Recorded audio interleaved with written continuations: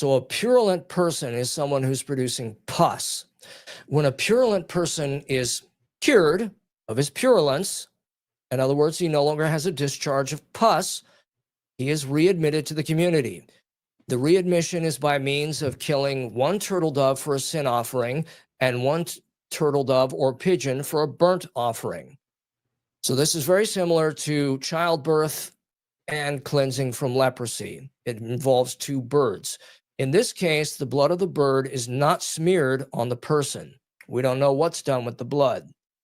Verses 16 through 18, if a man ejaculates, he has to bathe himself and wait until evening, and then he is quote unquote clean again.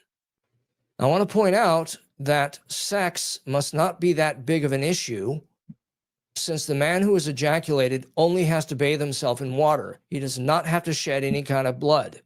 He's just unclean, quote unquote, until the evening.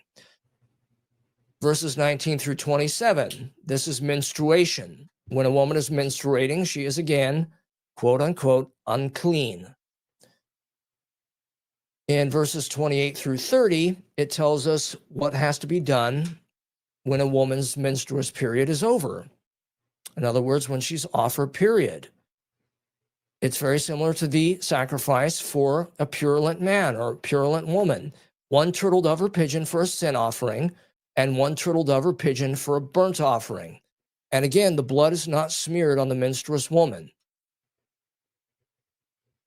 If a woman is not married and she's not involved in sex and she's already reached menarche, then you have to assume that she's going to be making this sacrifice on a monthly basis.